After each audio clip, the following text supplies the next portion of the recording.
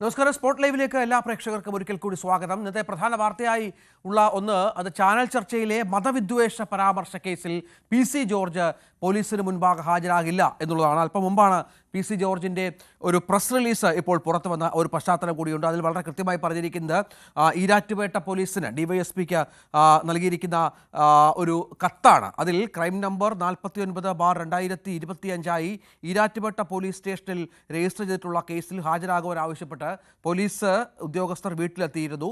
പക്ഷേ ആരോഗ്യപരമായ കാരണങ്ങളാലും സ്ഥലത്തില്ലാത്തതിനാലും തിങ്കളാഴ്ച ഉച്ചയ്ക്ക് മുൻപായി, അതായത് മറ്റന്നാൾ ഉച്ചയ്ക്ക് മുൻപായി ഹാജരാകാമെന്ന് അറിയിക്കുന്നു. അതിനുള്ള സാവകാശം അനുവദിക്കണമെന്ന് അഭ്യർത്ഥിക്കുന്നുവെന്നാണ് PC ജോർജിൻ്റെ ഒരു കത്ത് പോലീസ് നൽകിയിട്ടുള്ളത്. പക്ഷേ പോലീസ് ഇത് എങ്ങനെ കൺസിഡർ ചെയ്യും എന്നത് കാത്തിരുന്ന് കാണണം. വളരെ പ്രധാനപ്പെട്ട ഒരു കാര്യം അതുതന്നെയാണ്. സുപ്രീം കോടതിയിൽ അപ്പീൽ പോകുന്നതും പരിഗണനയിലുണ്ട് എന്നുള്ള വിവരം കൂടി ഈ ഘട്ടത്തിൽ പുറത്തു വരുന്നുണ്ട്. ജി ശ്രീത്ത്, ഏറ്റവും ഒടുവിൽ പുറത്തു വന്നത് ഈ ഒരു കത്താണ്. പോലീസിനോട് PC ആവശ്യപ്പെട്ടിരിക്കുകയാണ് ഇങ്ങനെ സാവകാശം നൽകണമെന്ന് ആവശ്യപ്പെട്ട്. ഇപ്പോൾ PCയുടെ വീട്ടിൽ പോലീസ് എത്തിയിരുന്നു അല്ലേ?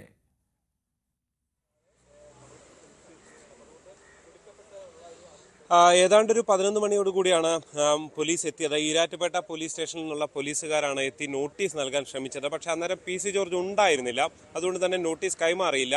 മകൻ ഷോൺ ജോർജ് ഉണ്ടായിരുന്നു. ഷോൺ ഈ നോട്ടീസ് സ്വീകരിക്കാമെന്ന് പറഞ്ഞിരുന്നു. പക്ഷേ നിയമപ്രകാരം, അതായത് BNS അനുസരിച്ച് 7 വർഷത്തിൽ താഴെ കുറ്റം ചെയ്തിട്ടുള്ള ഈ ശിക്ഷ ലഭിക്കാവുന്ന കുറ്റങ്ങൾ ചെയ്തിട്ടുള്ള ആളുകളെ സംബന്ധിച്ച് അവർ നോട്ടീസ് നേരിട്ട് കൈപ്പറ്റണം എന്നുള്ളതാണ് പുതിയ നിയമം. അതുകൊണ്ട് തന്നെ ആ നോട്ടീസ് കൈമാറാൻ പോലീസ് തയ്യാറായില്ല. തുടർന്ന് പാലാ DYSPയും സദൻ അദ്ദേഹവും ഇവിടെ എത്തിയിരുന്നു. അതിനുശേഷം മടങ്ങി പോവുകയാണ് ചെയ്തത്. എന്തായാലും ഇതിനൊക്കെ പിന്നാലെയാണ് ഇന്ന് ഹാജരാകില്ല എന്ന രാഷ്ട്രീയ തീരുമാനം BJPയുമായി ആലോചിച്ചുകൊണ്ട് PC ജോർജ് എടുത്തിരിക്കുന്നത്. പ്രത്യേകിച്ച് അത് ഒരു കാര്യമുള്ളത്, സുപ്രീം കോടതിയിലേക്ക് ജാമ്യം, അതായത് മുൻകൂർ ജാമ്യത്തിനായി പോകണോ എന്ന കാര്യത്തെക്കുറിച്ച് ആലോചിക്കാൻ വേണ്ടിയാണ്. പോകാൻ തീരുമാനമെടുത്തിട്ടില്ല. പോകണ്ട എന്നുള്ള തീരുമാനമാണ് ഏതാണ്ടുള്ളത്. കാരണം നിയമപരമായി ഈ ഒരു കേസിനെ നേരിടുക, രാഷ്ട്രീയമായും നേരിടുക എന്ന തീരുമാനത്തിലേക്കാണ് BJPയും PC ജോർജും എത്തിയിട്ടുള്ളതെന്നാണ് നമുക്ക് മനസ്സിലാക്കാൻ സാധിക്കുന്നത്. അതിനിടെയാണ് രേഖാമൂലം PC ജോർജ് ഇങ്ങനെ ഒരു കത്ത് പോലീസിന് കൈമാറിയിരിക്കുന്നത്. ആരോഗ്യ പ്രശ്നങ്ങൾ കാട്ടുന്നുണ്ട്, മാത്രമല്ല സ്ഥലത്തില്ല എന്നും അദ്ദേഹം പറയുന്നുണ്ട്.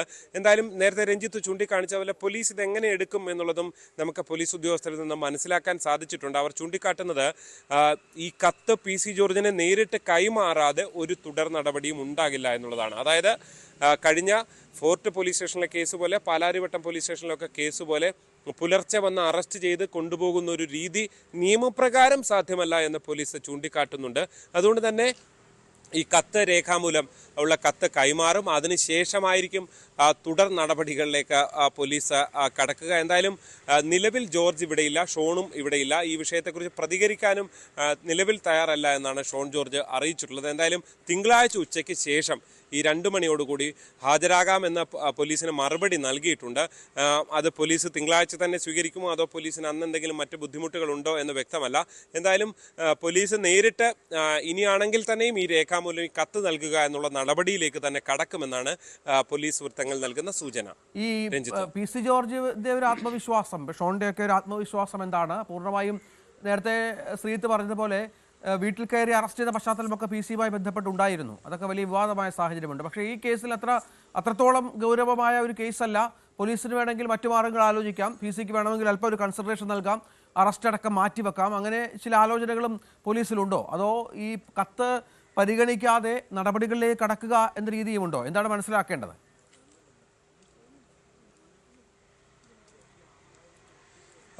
അറസ്റ്റിലേക്ക് നേരിട്ട് പോകാൻ കഴിയില്ല എന്നുള്ളതാണ് നിയമപരമായ ഒരു പരിമിതി ഉള്ളത്. അതാണ് പോലീസ് ചൂണ്ടിക്കാണിക്കുകയും ചെയ്യുന്നത്. അതിന്റെ പ്രധാന പ്രശ്നം ഈ BNS പുതിയ വകുപ്പ് പ്രകാരം നേരിട്ട് നോട്ടീസ് നൽകേണ്ടതുണ്ട്.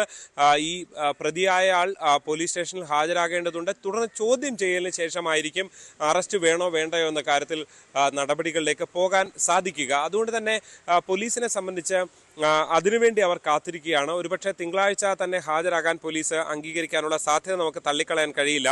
അങ്ങനെയുണ്ടെങ്കിൽ തിങ്കളാഴ്ച പോലീസ് സ്റ്റേഷനിൽ ഹാജരാകും, തുടർന്ന് ചോദ്യം ചെയ്യലുണ്ടാകും, തുടർന്ന് വൈകാതെ അറസ്റ്റ് ഉൾപ്പെടെയുള്ള നടപടികളിലേക്ക് കടക്കും. തുടർന്ന് പാലാ കോടതിയിൽ ഹാജരാക്കാനാണ് സാധ്യത.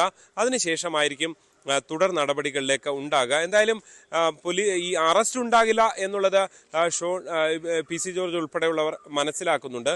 അതിനും അപ്പുറത്തേക്ക് നിയമപരമായി സുപ്രീം കോടതിയിൽ പോകാനുള്ള ഒരു സാധ്യത കുറവാണ് ഈ കേസിന് എന്നുള്ള വിലയിരുത്തലും ഒരു പരിധിവരെ അവരെ സംബന്ധിച്ചുണ്ട്. പ്രത്യേകിച്ച് ഈ കോടതി അലക്ഷ്യം എന്ന നിലയിൽ കേസെടുത്തിട്ടില്ലെങ്കിൽ പോലും ഫലത്തിൽ കോടതിയുടെ 2 ജാമ്യ വ്യവസ്ഥകൾ ലംഘിച്ചുകൊണ്ടാണ് ഇങ്ങനെ വീണ്ടും ഒരു പരാമർശം നടക്കുന്നത്.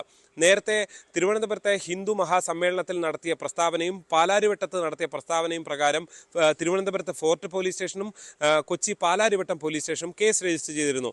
ഇതിൽ രണ്ടിലും ആദ്യം തിരുവനന്തപുരത്തെ വഞ്ചൂർ കോടതിയാണ് ജാമ്യം അനുവദിച്ചത്. ജാമ്യ വ്യവസ്ഥയിൽ തന്നെ ഇനി ഇങ്ങനെ ഒന്നും ആവർത്തിക്കാൻ പാടില്ല എന്ന് പറഞ്ഞിരുന്നു. സമാനമായി ഹൈക്കോടതിയും സമാനമായ വിധി ഇക്കാര്യത്തിൽ പുറപ്പെടുവിച്ചിട്ടുള്ളതാണ്. അങ്ങനെ നിലനിൽക്കെയാണ് ഇദ്ദേഹം PC ജോർജ് വീണ്ടും ഇങ്ങനെ ഒരു പ്രസ്താവന നടത്തിയത് എന്നുള്ളതാണ് ഹൈക്കോടതി ചൂണ്ടിക്കാണിച്ചത്.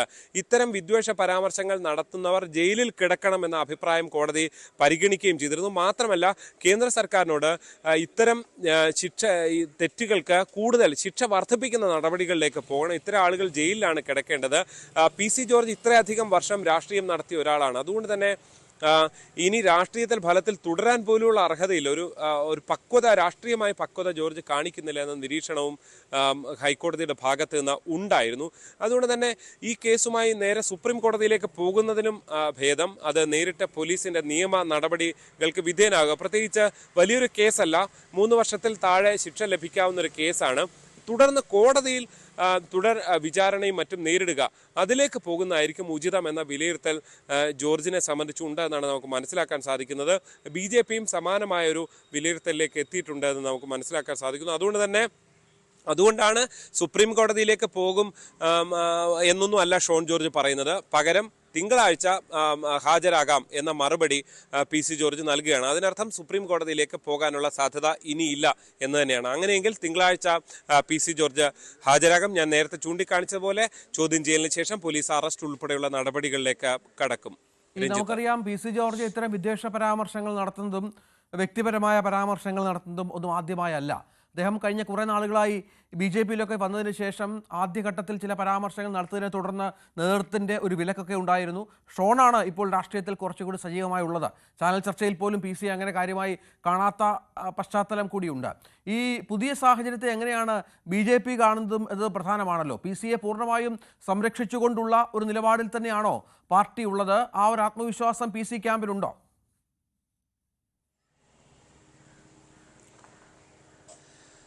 തീർച്ചയായും PC ജോർജിനെ ഒരു പാർട്ടി നേതാവെന്ന പരിഗണനയും സംരക്ഷണവും BJPയുടെ ഭാഗത്ത് നിന്ന് ഉണ്ടാകും. പക്ഷേ ഈ ഒരു കേസിൽ ഒരു സംരക്ഷണം എന്ന് പറയുമ്പോൾ അത് സുപ്രീം കോടതിയിൽ പോയൊരു ജാമ്യം നേടിയെടുക്കുക, മുൻകൂർ ജാമ്യം നേടിയെടുക്കുക എന്നുള്ള സാധ്യതകളാണ് BJP പരിശോധിച്ചിരുന്നത്. പക്ഷേ അവിടെയാണ് ഞാൻ നേരത്തെ ചൂണ്ടിക്കാണിച്ച പരിമിതികളുള്ളത്. പ്രത്യേകിച്ച് കോടതി അലക്ഷ്യ സാധ്യതയുള്ള ചില പരാമർശങ്ങളാണ് നടത്തിയിരിക്കുന്നത്. 2 തവണ മുൻകൂർ ഇത്തരത്തിൽ മുന്നറിയിപ്പ് നൽകിയിട്ടും PC ജോർജ് ഇത് അവസാനിപ്പിക്കുന്നില്ല എന്ന വിലയിരുത്തൽ അവർ നടത്തുകയാണ് ചെയ്യുന്നത്. അതുകൊണ്ട് തന്നെ നിയമപരമായ ഇനിയുള്ള നടപടിക്രമങ്ങൾക്ക് പിന്തുണ നൽകുക എന്നുള്ളതാണ്. അതിനുമപ്പുറം തിരുവനന്തപുരത്തേക്ക് PC ജോർജിനെ പുലർച്ചെ എത്തി നാടകീയമായി പോലീസ് അറസ്റ്റ് ചെയ്ത് കൊണ്ടുപോയപ്പോൾ ഉണ്ടായതിന് സമാനമായൊരു പൊതു പിന്തുണ അല്ലെങ്കിൽ വഴിനീളമുള്ള സ്വീകരണമൊന്നും ഇക്കാര്യത്തിൽ ഉണ്ടാകുമോ എന്ന സംശയം ബാക്കിയാണ്. കാരണം ഇത് അങ്ങനെ ഒരു കേസല്ല എന്ന് തന്നെ BJPയും വിലയിരുത്തുന്നുണ്ട്. എന്തായാലും മാത്രമല്ല ഇത് ഒരുപക്ഷെ അറസ്റ്റിലായാൽ ജാമ്യം ലഭിക്കാൻ വളരെ വേഗത്തിൽ തന്നെ ജാമ്യം ലഭിക്കാൻ സാധ്യതയുണ്ട്. അറസ്റ്റിന് വഴങ്ങുക എന്നുള്ളതാണ്. ഒരു പൊതുപ്രവർത്തകൻ കൂടിയാണ്. അദ്ദേഹത്തിൻ്റെ പ്രായം ഏതാണ്ട് 75 വയസ്സ് കഴിഞ്ഞിട്ടുണ്ട് എന്നാണ് മനസ്സിലാക്കാൻ സാധിക്കുന്നത്. ഇതെല്ലാം ചൂണ്ടിക്കാണിച്ചുകൊണ്ട് ജയിലിലെ സാഹചര്യം ഒരുപക്ഷെ ഇത്രയും പ്രായമേറിയ ഒരാൾക്കുണ്ടാകുന്ന ബുദ്ധിമുട്ടുകളൊക്കെ ചൂണ്ടിക്കാണിച്ചുകൊണ്ട് വേഗത്തിൽ ഒരുപക്ഷെ ജാമ്യം നേടിയെടുക്കാൻ കഴിയുന്ന സാഹചര്യമുണ്ട് എന്ന് തന്നെയാണ് അവർ വിലയിരുത്തുന്നത്. അത്തരം നീക്കങ്ങളിലേക്കായിരിക്കും PC ജോർജും BJPയും ഒക്കെ കടക്കുക എന്നാണ് ഇപ്പോൾ മനസ്സിലാക്കാൻ സാധിക്കുന്നത്. രഞ്ജിത്ത്, അതാണ് സാഹചര്യം. ഏതായാലും PCക്ക് കാര്യങ്ങൾ അത്ര സുഖകരമല്ല. അല്പം മുമ്പാണ് PCയുടെ ഭാഗത്ത് നിന്ന് ഒരു പ്രസ് റിലീസ് പുറത്തു വന്നത്. അതിൽ സമയം ചോദിച്ചുകൊണ്ടുള്ള ഒരു ആവശ്യമാണ്. പോലീസിനോട് സമയം ചോദിച്ചുകൊണ്ടൊരു കത്ത് നൽകിയിരിക്കുകയാണ് എന്നാണ് മനസ്സിലാക്കേണ്ടത്. ഇന്ന് പോലീസൊക്കെ അവിടെ എത്തിയിരുന്നു PCയെ തേടി. പക്ഷേ PC അവിടെ ഉണ്ടായിരുന്നില്ല. ഷോൺ ജോർജും, നമ്മൾ ഷോണിനെയൊക്കെ വിളിച്ചു നോക്കി. ഷോൺ ഫോണിൽ നമ്മളോട് അൺഒഫീഷ്യലായിട്ട് സംസാരിച്ചു. പക്ഷേ ഒരു ചാനൽ പ്രതികരണത്തിന് തൽക്കാലം ഷോൺ തയ്യാറാകുന്നില്ല എന്നാണ് ഈ ഘട്ടത്തിൽ മനസ്സിലാക്കേണ്ടത്. ഷോൺ തന്നെയാണ് വളരെ കൃത്യമായി തന്നെ നമ്മളെ ബോധ്യപ്പെടുത്തിയത് ഇങ്ങനെ ഒരു കത്തുണ്ട് എന്നുള്ള കാര്യവും. ഷോണിന് ഈ കത്ത് ഇത് പോലീസിന് കൈമാറിയിട്ടുണ്ട് എന്ന കാര്യവും കൃത്യമായി തന്നെ അറിയിച്ചിട്ടുണ്ട്. ഇതിൽ പോലീസിൻ്റെ നിലപാടാണ് പ്രധാനമായി ഉള്ളത്. ഏതായാലും PC-ക്ക് കാര്യങ്ങൾ അത്ര സുഖകരമല്ല. PC ഏതാണ്ട് ഒളിവിലാണ് എന്ന മട്ടിൽ തന്നെയാണ്. ഒരു അറസ്റ്റൊക്കെ ഒഴിവാക്കുക എന്നുള്ളത് തന്നെയാണ് ആ ക്യാമ്പിൻ്റെ ലക്ഷ്യം. അതിന് മുൻപ് പോലീസിൻ്റെ ഒരു മനസ്സിലിരിപ്പും വളരെ പ്രധാനപ്പെട്ട ഒന്നാണ്. ജാമ്യം കിട്ടുന്ന വകുപ്പും മറ്റുമാണ്. പക്ഷേ കോടതിയുടെ ശ്രദ്ധേയമായ ചില പരാമർശങ്ങൾ ഈ കേസുമായി ബന്ധപ്പെട്ടുണ്ടായിരുന്നു. ഒരു രാഷ്ട്രീയക്കാരനായിരിക്കാൻ PC ജോർജിന് അർഹതയില്ല എന്ന വളരെ ഗൗരവതരമായ പരാമർശം ഉണ്ടായിരുന്നു എന്നുള്ളതാണ് ഏറ്റവും പ്രധാനപ്പെട്ട കാര്യം. ശ്രീജിത്താണ് വിവരങ്ങൾ പങ്കുവച്ചത്. മറ്റു ചില വാർത്തകളിലേക്ക് പോകണം. എറണാകുളം കാക്കനാട് കസ്റ്റംസ് ഉദ്യോഗസ്ഥനും കുടുംബവും ആത്മഹത്യ ചെയ്ത സംഭവത്തിൽ കൂടുതൽ വിവരങ്ങൾ പുറത്ത്. മനീഷിന്റെ മാതാവ് ശകുന്തള അഗർവാളിന്റെ തലയ്ക്ക് പിന്നിൽ പരിക്കേറ്റ പാടുള്ളതായി സംശയം. അമ്മയെ കൊലപ്പെടുത്തിയ ശേഷം ആത്മഹത്യ ചെയ്തുവെന്നാണ് നിഗമനം. മക്കൾ ആത്മഹത്യ ചെയ്തത് അമ്മയുടെ മൃതദേഹത്തിൽ അന്തിമോപചാരം അർപ്പിച്ച ശേഷമാണെന്നും പോലീസ് പറയുന്നു. അന്ത്യാഞ്ജലി അർപ്പിക്കാൻ പൂക്കൾ വാങ്ങിയതിൻ്റെ ബില്ലുകളും കണ്ടെത്തി. പോസ്റ്റ്മോർട്ടത്തിന് ശേഷം കൂടുതൽ വിവരങ്ങൾ വ്യക്തമാകുമെന്നാണ് ഇപ്പോൾ പോലീസിൻ്റെ നിഗമനം. ആജ്ഞ രവീന്ദ്രൻ വിവരങ്ങൾ പങ്കുവെക്കുന്നുണ്ട്. ആജ്ഞ, ഇത് വല്ലാത്ത ഒരുപാട് ദുരൂഹതകളുണ്ട്. ഇതെന്താണ് സംഭവിച്ചതെന്ന കാര്യത്തിൽ കുറച്ചുകൂടി പോലീസ് പറഞ്ഞതുപോലെ പോസ്റ്റ്മോർട്ടം റിപ്പോർട്ടിൻ്റെയൊക്കെ ഫലം വരേണ്ടി വരും. പക്ഷെ അപ്പോഴും നമുക്ക് സംശയിക്കത്തക്കതായ ചില കാരണങ്ങൾ പ്രാഥമികമായി പറയാനാകുമല്ലോ. അതെന്തൊക്കെയാണ്? രഞ്ജിത്ത്, GST അഡീഷണൽ കമ്മീഷണറുടെ വീട്ടിലെ മരണവുമായി ബന്ധപ്പെട്ട് ദുരൂഹതകൾ ഏറുകയാണ് ഇപ്പോൾ. കാരണം ഈ സഹോദരി ശാലിനിയുമായി ബന്ധപ്പെട്ടുള്ള പരീക്ഷ സ്കാമിൽ അവർ നേരത്തെ ജാർഖണ്ഡ് പബ്ലിക് സർവീസ് കമ്മീഷന്റെ പരീക്ഷ എഴുതുന്നു, അതിൽ 1ാം റാങ്ക് നേടുന്നു. അതിൽ അവർക്ക് നിയമനം ലഭിക്കുകയും ഡെപ്യൂട്ടി കളക്ടറായി തീരുകയും ചെയ്തിരുന്നതാണ്. പക്ഷേ ഈ ഒരു പരീക്ഷ ക്രമക്കേട് എന്നുള്ള പരാതികൾ, അതായത് ആ റാങ്ക് ലിസ്റ്റ് സംബന്ധിച്ച പരാതികൾ ഉയരുകയും അത് പിന്നീട് റദ്ദാക്കുകയും തുടർന്ന് ശാലിനിക്ക് ജോലി നഷ്ടപ്പെടുന്ന സാഹചര്യവും ഉണ്ടായിരുന്നു. ഇതിൽ ഇവർക്ക് CBI നോട്ടീസ് നൽകിയിരുന്നു. 15-ാം തീയതി ഇവർ അതുമായി സമൻസ് അയച്ചിരുന്നു. ഇതിന്റെ കേസിലെ വിചാരണ തുടങ്ങാനിരിക്കെയാണ് ഇവർ ഇതായിരിക്കാം മരണത്തിലേക്ക് നയിച്ചത് എന്നുള്ള നിഗമനത്തിലാണ് ഇപ്പോൾ പോലീസ് കൃത്യമായി പറയുമ്പോൾ അമ്മ ശകുന്തളയുടെ തലയ്ക്ക് പിന്നിൽ ഒരടിയേറ്റിട്ടുണ്ട്, അതിന് പരിക്കേറ്റ പാടുണ്ട്. അതുകൊണ്ട് തന്നെ ഒരുപക്ഷെ അമ്മയുടെ മരണം സംഭവിച്ചതിലുള്ള ആഘാതത്തിൽ മക്കൾ ആത്മഹത്യ ചെയ്തതാകാം, അതല്ലെങ്കിൽ അമ്മയെ കൊലപ്പെടുത്തിയ ശേഷം ആത്മഹത്യ ചെയ്തതാകാം. ഇങ്ങനെ അല്ലെങ്കിൽ എന്തെങ്കിലും ഒരു തർക്കത്തിനിടയിൽ അമ്മ വീഴുകയോ അതല്ലെങ്കിൽ ഏതെങ്കിലും സാഹചര്യത്തിൽ തലയ്ക്ക് മുറിവേൽക്കുകയോ ചെയ്തതാകാം, അങ്ങനെ മരണം സംഭവിച്ചതാകാം. ആ മരണം താങ്ങാനാകാതെ ആയിരിക്കാം മക്കൾ രണ്ടുപേരും സൂയിസൈഡ് ചെയ്യുന്ന ഒരു സാഹചര്യം ഉണ്ടായതെന്നുള്ള നിരീക്ഷണമുണ്ട് പോലീസിന്. അത് മാത്രമല്ല, ഒരുപക്ഷെ അമ്മയെ കൊലപ്പെടുത്തിയ ശേഷം ആത്മഹത്യ ചെയ്യുക എന്ന ഉദ്ദേശത്തോടു കൂടി ചെയ്തതാകാം. എന്തായാലും പൂക്കൾ വാങ്ങിയ ബില്ലൊക്കെ മുറിയിൽ നിന്നും കണ്ടെത്തിയിട്ടുണ്ട്. ചില രേഖകൾ കത്തിച്ചതായി കണ്ടെത്തിയിട്ടുണ്ട്. അതുപോലെ തന്നെ ഇവരുടെ ഡയറി കിട്ടിയിട്ടുണ്ട്. ഡയറിയിൽ വിശദമായ പരിശോധന നടത്തുകയാണ് പോലീസ്. അതുപോലെ വിദേശത്തുള്ള സഹോദരിയെ തങ്ങളുടെ മരണവിവരം അറിയിക്കണമെന്ന് ഡയറിയിൽ സൂചിപ്പിച്ചിട്ടുണ്ടായിരുന്നുവെന്നും പോലീസ് പറയുന്നുണ്ട്. എന്തായാലും മനീഷ് വിജയുടെയും സഹോദരി ശാലിനിയുടെയും അതുപോലെ അമ്മ ശകുന്തളയുടെയും മരണത്തിൽ കൂടുതൽ ദുരൂഹതയാണ് ഉണ്ടാകുന്നത്. നമുക്കറിയാം, ഇവര് കഴിഞ്ഞ ഒരാഴ്ച മുൻപ് മനീഷ് അവധിയിൽ പ്രവേശിക്കുന്നു. അതിനുശേഷം അവധി തീർന്ന ശേഷം അദ്ദേഹം തിരിച്ചെത്താത്തതിനെ തുടർന്ന് ഫോണിൽ നിരന്തരം ബന്ധപ്പെടാൻ സഹപ്രവർത്തകർ ശ്രമിച്ചു. അതിനും ശേഷവും അതായത് അദ്ദേഹത്തെ ഫോണിൽ കണക്ട് ചെയ്യാനാവാത്തതിനെ തുടർന്നാണ് വീട്ടിലെത്തുന്നത്. വീട്ടിൽ അന്വേഷിച്ചപ്പോഴാണ് ഇത്തരത്തിൽ മനീഷും ശാലിനിയും മരിച്ച നിലയിൽ കണ്ടെത്തുന്നത്. തുടർന്ന് പോലീസിന് വിവരം അറിയിക്കുകയും പോലീസ് അന്വേഷണത്തിലാണ്. മൃതദേഹങ്ങൾക്ക് ദിവസങ്ങളുടെ പഴക്കമുണ്ട് എന്ന് മനസ്സിലാക്കുകയും ചെയ്യുന്നത്. മനീഷ് കുറച്ച് ദിവസമായി അവധിയിലായിരുന്നത് സഹോദരിയുടെ ഒരു ആവശ്യവുമായി ബന്ധപ്പെട്ട് നാട്ടിൽ പോകാനാണ് എന്നായിരുന്നു അറിയിച്ചത്. നേരത്തെ കോഴിക്കോടായിരുന്നു മനീഷ് ജോലി ചെയ്തു വന്നിരുന്നത്. കൊച്ചിയിലെത്തിയിട്ട് കുറച്ച് നാളെ ആയിട്ടുള്ളൂ എന്നും പോലീസ് സ്ഥിരീകരിക്കുന്നുണ്ട്.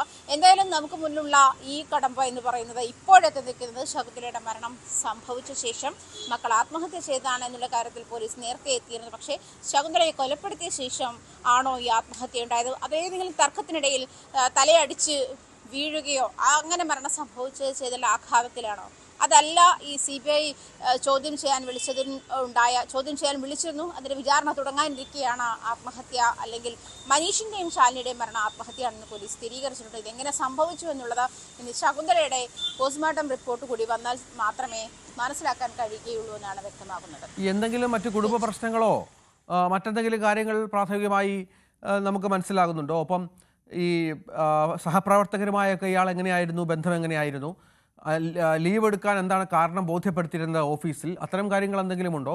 മറ്റെന്തെങ്കിലും ദുരൂഹതകൾ, ഒരു പുറത്തു നിന്നുള്ള ഇടപെടലുകൾ എന്തെങ്കിലും സംശയിക്കത്തക്ക വിധത്തിലുണ്ടോ?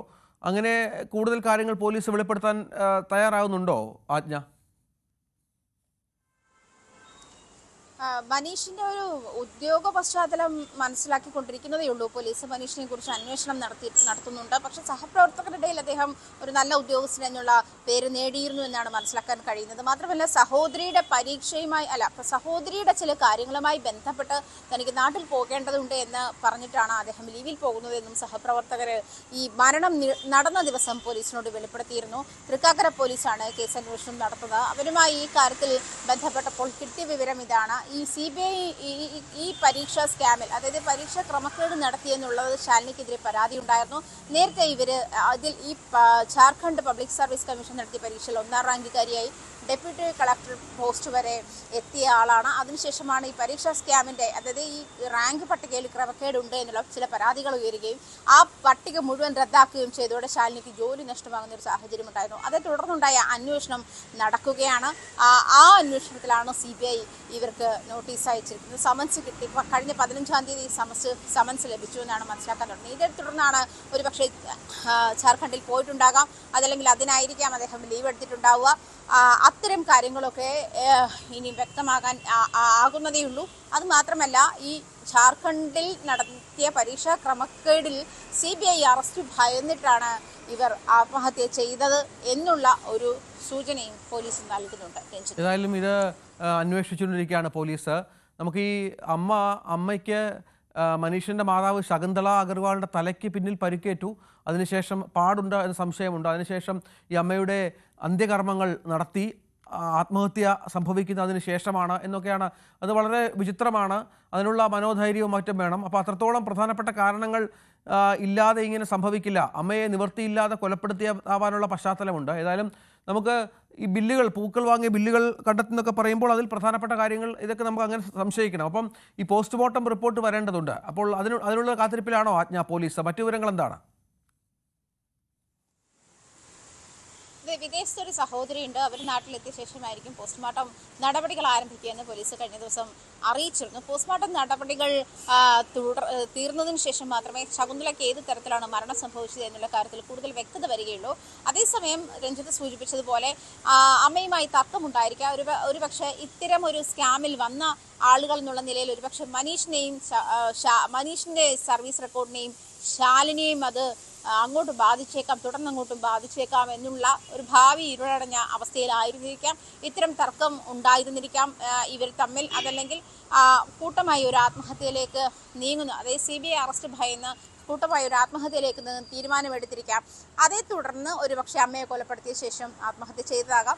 അതല്ല, ഇതുമായി ബന്ധപ്പെട്ട എന്തെങ്കിലും തർക്കമുണ്ടായിരുന്നിരിക്കാം. മറ്റു കുടുംബ പ്രശ്നങ്ങളൊന്നും സൂചനയിൽ വന്നിട്ടില്ലെങ്കിൽ പോലും അത്തരം എന്തെങ്കിലും തർക്കങ്ങളാകാം. അത്തരം തർക്കങ്ങൾക്ക് ശേഷം അമ്മ തലയടിച്ച് വീഴുകയോ അല്ലെങ്കിൽ മരണം സംഭവിക്കുകയോ ചെയ്തതാകാം. അതേ തുടർന്ന് അമ്മയെ വെള്ള പുതപ്പിച്ച് പൂക്കൾ വിതറിയ ശേഷമാണ്, അങ്ങനെയാണ് മൃതദേഹം കണ്ടെത്തിയതെന്നാണ് പോലീസ് പറയുന്നത്. ചിലപ്പോൾ മരിച്ച ശേഷം മൃതദേഹത്തിൽ ചടങ്ങുകൾ നടത്താൻ വേണ്ടി പൂക്കൾ വാങ്ങിയതാവാം. ഇവർ മരിക്കാൻ തീരുമാനിച്ചിട്ടുണ്ടാകാം. ഇത്തരം കാര്യങ്ങളൊക്കെ പോലീസ് ഇനിയും കണ്ടെത്തേണ്ടതുണ്ട്.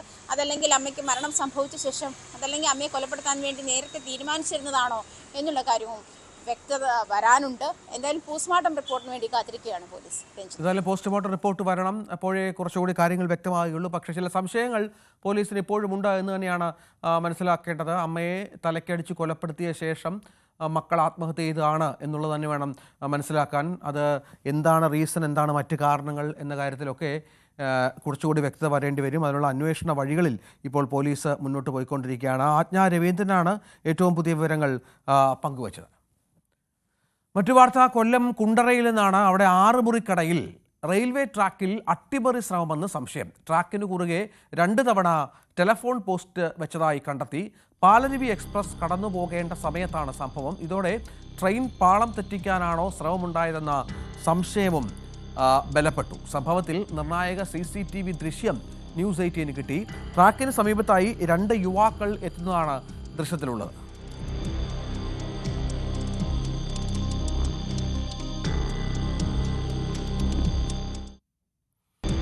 നമുക്ക് ആ ദൃശ്യങ്ങൾ കാണാം. രണ്ട് യുവാക്കൾ ട്രാക്കിന് പരിസരത്തേക്ക് എത്തുന്ന കാഴ്ചകൾ നമുക്ക് കാണാം. രണ്ട് തവണയാണ് തുടർച്ചയായി ഈ സ്ഥലത്ത് ഇത്തരത്തിലുള്ള ടെലിഫോൺ പോസ്റ്റുകൾ റെയിൽവേ ട്രാക്കിൽ വെച്ചത്. പാലരുവി എക്സ്പ്രസ് ആണ് ഈ സമയത്ത് ഇതിലൂടെ ഈ റെയിൽവേ ട്രാക്കിൽ കൂടി ഏറ്റവും തിരക്കേറിയ ഒരു സ്ഥലം കൂടിയാണ് ഈ പ്രദേശം എന്നുള്ളത് പ്രധാനമാണ്. റെയിൽവേ ട്രാഫിക് കൂടുതലുള്ള ഒരു പ്രദേശം കൂടിയാണ് ഇവിടെ എന്നുള്ളത് പ്രധാനമാണ്. കൊല്ലം റെയിൽവേ സ്റ്റേഷന് ഏതാണ്ട് അല്പം സമീപത്ത് ആണ് കുണ്ടറ ആറുമുറിക്കട. കുണ്ടറയിലും ഒരു റെയിൽവേ സ്റ്റേഷനുണ്ട്. അവിടെ റെയിൽവേ ക്രോസ് ഒക്കെയുള്ള ഒരു പ്രദേശം കൂടിയാണ് എന്നാണ് മനസ്സിലാക്കേണ്ടത്. അവിടെയാണ് ഇത്തരത്തിൽ ടെലിഫോൺ പോസ്റ്റ് കുറുകെ വെച്ച പശ്ചാത്തലം. രണ്ട് തവണയും സംഭവിച്ചു എന്നുള്ളതാണ്. എന്താണ് വിനീഷ് ഏറ്റവും പുതിയ വിവരങ്ങൾ പങ്കുവെക്കും? വിനീഷ്, ഇത് ഗൗരവതരമായ സംഭവമാണ്. ഒട്ടും ഗൗരവം ഇതിന് കുറച്ച് കാണാൻ സാധിക്കില്ല. എന്താണ് മനസ്സിലാക്കേണ്ടത്? ഇതുവരെ എന്തെങ്കിലും സൂചനകൾ പോലീസിനുണ്ടോ? വിനീഷിലേക്ക് വരാം. വിനീഷ് അല്പസമയത്തിനകം തന്നെ ചേരുമെന്ന് പ്രതീക്ഷിക്കാം. സംഭവം കുണ്ടറ ആറുമുറിക്കടയിലാണ് ഈ സംഭവം ഉണ്ടായിരിക്കുന്നത് എന്നത് ഏറ്റവും പ്രധാനപ്പെട്ട ഒന്നാണ് എന്നുള്ളതാണ് ഏറ്റവും നിർണായകമായ കാര്യം. ഏതായാലും നമുക്ക് ദൃശ്യങ്ങൾ കാണുന്ന പോലെ രണ്ട് യുവാക്കളുടെ സാന്നിധ്യം അവിടെ ഉണ്ടായതാണ് സംശയം ബലപ്പെടുത്തുന്നത്. വിനീഷ്, എന്താണ് പ്രാഥമികമായി എന്തെങ്കിലും വിവരം ഉണ്ടോ? അന്വേഷണം ആരംഭിച്ചു കഴിഞ്ഞല്ലേ വിനീഷ്? രഞ്ജിത്ത്, കുണ്ടറയിലെ റെയിൽവേ ട്രാക്കിന് കുറുകെ ടെലിഫോൺ പോസ്റ്റ് കണ്ടെത്തിയ സംഭവത്തിലെ വലിയ രീതിയിലുള്ള അന്വേഷണമാണ് ഇപ്പോൾ നടക്കുന്നത്. റെയിൽവേയുടെ ഉന്നത പോലീസ് അധികാരികളെല്ലാം തന്നെ സ്ഥലത്തെത്തിയിട്ടുണ്ട്. അന്വേഷണം നടക്കുന്നുണ്ട്. അതുപോലെ തന്നെ CCTV ദൃശ്യങ്ങൾ ഇപ്പോൾ ശേഖരിച്ചിട്ടുണ്ട്. ഇതിൽ സംശയാസ്പദമായ രണ്ടുപേരുടെ ദൃശ്യങ്ങളാണ് ഈ CCTVയിൽ ഉള്ളത്. ഇതുമായി ബന്ധപ്പെട്ട് അന്വേഷണം നടക്കുന്നതായിട്ടാണ് നമുക്കിപ്പോൾ അറിയാൻ കഴിയുന്നത്. സംഭവം വളരെ ഗൗരവമായിട്ട് തന്നെയാണ് ഇതിപ്പോൾ പോലീസ് ഏറ്റെടുത്തിരിക്കുന്നത്. അതുപോലെ തന്നെ ഈ സംഭവത്തിൽ രണ്ടുപേർ, അതായത് ഈ വലിയ ഭാരമുള്ള ഒരു പോസ്റ്റാണ് ഈ റെയിൽപാളത്തിന് കുറുകെ വെച്ചിരുന്നത്. ഇത് ഒരിക്കലും ഒരാൾക്ക് ഒറ്റയ്ക്ക് വന്നെടുത്തോണ്ട് വന്ന് വെക്കാൻ കഴിയില്ല എന്ന് പ്രദേശവാസികൾ തുടക്കം തന്നെ സംശയങ്ങൾ ഉന്നയിച്ചിരുന്നു. ഈ സംശയങ്ങളുടെ അടിസ്ഥാനത്തിലാണ് പോലീസ് കൂടുതൽ അന്വേഷണങ്ങളിലേക്ക് എത്തിയത്. അങ്ങനെ CCTV ദൃശ്യങ്ങളെല്ലാം പരിശോധിച്ചപ്പോഴാണ് രണ്ട് യുവാക്കളുടെ ദൃശ്യങ്ങൾ പോലീസിന് ലഭിച്ചത്. ഇതുമായി ബന്ധപ്പെട്ടുള്ള അന്വേഷണമാണ് ഇപ്പോൾ നടക്കുന്നത്. ഈ രണ്ട് പോസ്റ്റുകൾ അല്ലേ, തുടർച്ചയായി രണ്ട് പോസ്റ്റുകളാണ് ട്രാക്കിന് കുറുകെ വെച്ചിരുന്നത്. അത് ഈ പാലരുവി എക്സ്പ്രസ് പോകുന്ന സമയത്ത് തന്നെയാണോ? അതെന്താണ് മനസ്സിലാക്കേണ്ടത്? അതെ, തീർച്ചയായും ഇത് 2:45 കൂടിയാണ് ഈ ഒരു സംഭവം പോലീസ് അറിയുന്നത്. ആദ്യം വന്ന് പോലീസ് പോസ്റ്റ് മാറ്റുകയും ചെയ്തു.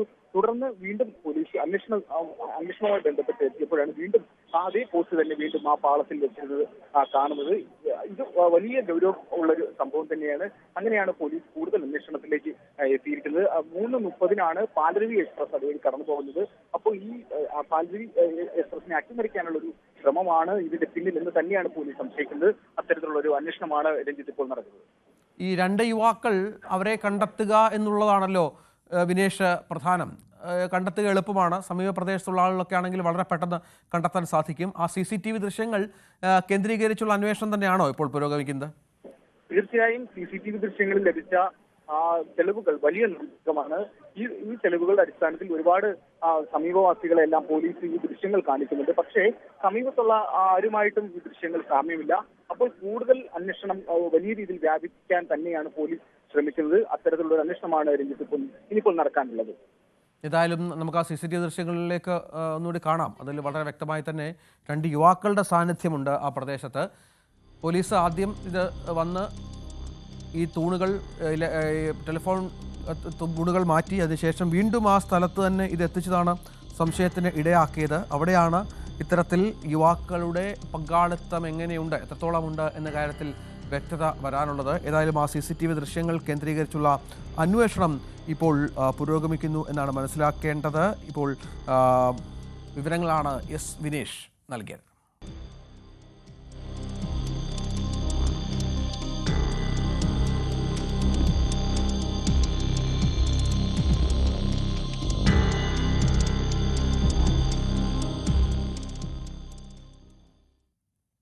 മറ്റൊരു വാർത്ത, അത് തലശ്ശേരി മണോളിക്കാവിൽ അവിടെ പോലീസിനെ മർദ്ദിച്ച കേസിൽ 2 CPM പ്രവർത്തകർ അറസ്റ്റിലായി എന്നുള്ളതാണ്. കുട്ടിമാക്കൂൽ സ്വദേശി സഹദേവൻ, NC ലിനേഷ് എന്നിവരാണ് അറസ്റ്റിലായത്. ആക്രമണ ദൃശ്യങ്ങൾ പരിശോധിച്ചാണ് പോലീസ് പ്രതികളെ തിരിച്ചറിഞ്ഞത്. ഇന്നലെ ഉണ്ടായ ആക്രമണത്തിൽ തലശ്ശേരി SI ഉൾപ്പെടെ 4 പോലീസുകാർക്ക് പരിക്കേറ്റിരുന്നു. കെ വി ബൈജു വിവരങ്ങൾ പങ്കുവെക്കും. ബൈജു, CPM പ്രവർത്തകരുടെ എന്താണ് തങ്ങൾ ആണ് ഇവിടെ ഭരിക്കുന്നത് എന്നൊക്കെ പറഞ്ഞുള്ള ആക്രോശം തുടർന്ന് പോലീസിനെ ആക്രമിക്കാൻ തയ്യാറാകുന്നു. പോലീസ് അകത്തുള്ളപ്പോൾ ഇവരുടെ ഇതിൽ ഉൾപ്പെട്ട ഒരാളെ അറസ്റ്റ് ചെയ്യാൻ പോലീസ് എത്തിയപ്പോൾ ഈ കാവിൻ്റെ ഗേറ്റ് അടക്കം പൂട്ടി വലിയ സീൻ അവിടെ സൃഷ്ടിക്കുന്ന പശ്ചാത്തലമൊക്കെ ഉണ്ടാകുന്നു. അങ്ങനെ ആകെ നാടകീയമായ സംഭവങ്ങളാണ് അവിടെ അരങ്ങേറുന്നത് അല്ലേ?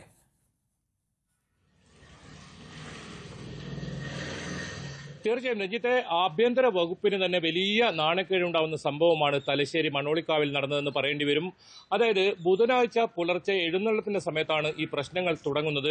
ഈ എഴുന്നള്ളത്തിന്റെ സമയത്ത് CPM പ്രവർത്തകർ മുദ്രാവാക്യം വിളിച്ചതോടുകൂടിയാണ് ഇവിടെ സംഘർഷം ഉണ്ടാകുന്നതും പിന്നീട് പോലീസ് ഇടപെടുന്നതും. അത് വലിയ തോതിൽ CPM പ്രവർത്തകരും പോലീസും തമ്മിലുള്ള ഒരു സംഘർഷമായി മാറുകയും ചെയ്യുന്ന ഒരു സാഹചര്യമാണ് ഉണ്ടായത്. ഇതിൽ രഞ്ജിത്ത് സൂചിപ്പിച്ചതുപോലെ തന്നെ ഇതിൽ FIR-ൽ തന്നെ പറയുന്നത്, അതായത് കേരളം ഭരിക്കുന്നത് തങ്ങളാണെന്നും തങ്ങളോട് കളിച്ചാൽ ഈ തലശ്ശേരി പോലീസ് സ്റ്റേഷനിൽ ഒറ്റ പോലീസുകാർ പോലും ഉണ്ടാകില്ല എന്ന ഭീഷണിപ്പെടുത്തി എന്നാണ് FIR-ൽ പോലും പറയുന്നത്. അത് CPM പ്രവർത്തകർ ഭീഷണിപ്പെടുത്തി എന്ന് തന്നെ ഈ FIR-ൽ രേഖപ്പെടുത്തിയിട്ടുണ്ട്. അത്തരത്തിൽ ഉണ്ടായ ഒരു സംഭവമാണ്. ഇതിലെ പ്രതി ദിബിനെ പിടികൂടാനാണ് ഇന്നലെ പോലീസ് സംഘം ഇതേ കാവിൽ ഉത്സവം തുടരുന്നുണ്ടായിരുന്നു. ആ കാവിലേക്ക് എത്തുന്നതും ദിബിനെ പോലീസ് കസ്റ്റഡിയിലെടുത്ത് ജീപ്പിൽ കയറ്റുന്നതും.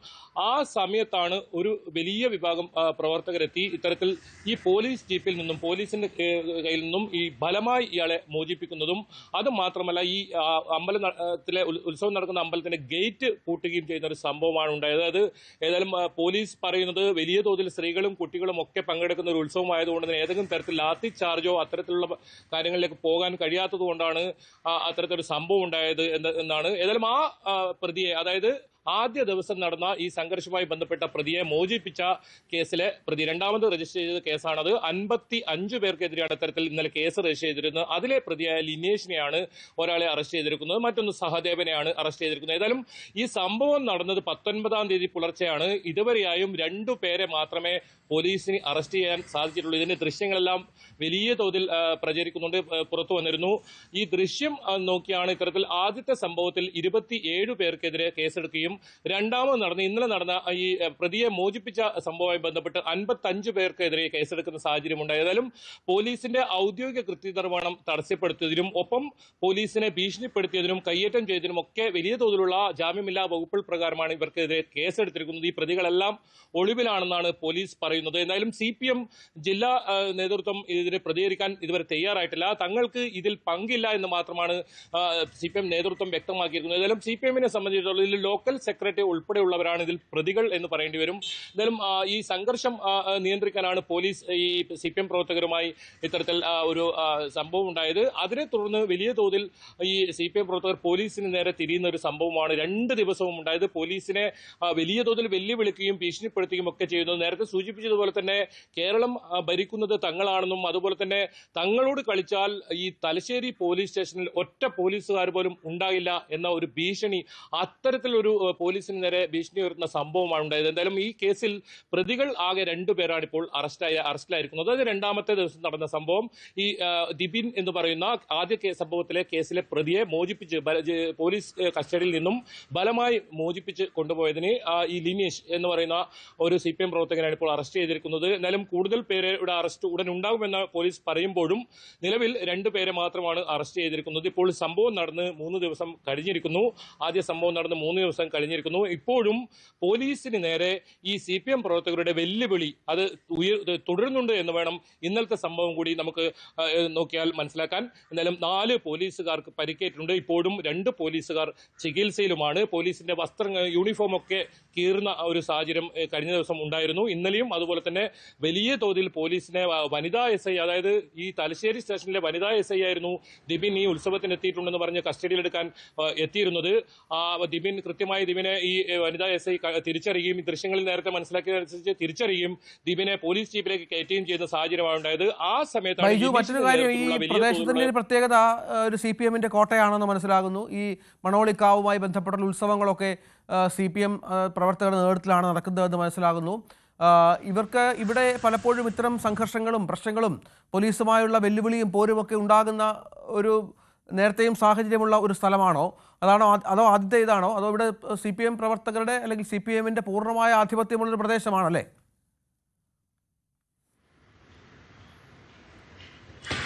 തീർച്ചയായും രഞ്ജിത്ത് അങ്ങനെ പറയേണ്ടി വരും. CPM-ന്റെ ശക്തി കേന്ദ്രങ്ങളിലൊന്നാണ് ഈ സ്ഥലം, മണാളിക്കാവും പരിസരവും ഒക്കെ. പക്ഷേ ഇവിടെ BJP-യും അത്യാവശ്യം BJP-യുടെ പ്രവർത്തകരും ഉണ്ടായിരുന്നു. ഈ സംഭവം നടക്കുമ്പോൾ തന്നെ, ഈ സംഭവത്തിന്റെ തുടക്കം തന്നെ ഇത്തരത്തിൽ എഴുന്നള്ളത്തിന്റെ സമയത്ത് ഇൻകുലാബ് സിന്ദാബ് എന്ന മുദ്രാവാക്യം CPM പ്രവർത്തകർ വിളിച്ചതും അത് ഈ BJP പ്രവർത്തകർ, സ്ഥലത്തുണ്ടായിരുന്ന BJP പ്രവർത്തകർ ചോദ്യം ചെയ്യുകയും പിന്നീട് അതൊരു വലിയ സംഘർഷത്തിലേക്ക് നീങ്ങുന്ന ഒരു സാഹചര്യമാണ് ഉണ്ടായത്. ഇത് ഒഴിവാക്കാനാണ് പോലീസ് CPM പ്രവർത്തകരുമായി ഇത്തരത്തിൽ സംസാരിക്കുന്നതിനിടയിലാണ് പോലീസിനെതിരെ ഒരു ഭീഷണി മുഴക്കുകയും പിന്നീട് ഈ രംഗങ്ങളൊക്കെ മാറുകയും പോലീസിനെ ആക്രമിക്കുന്ന രീതിയിലേക്ക് കാര്യങ്ങൾ നീങ്ങുകയും ചെയ്തത്.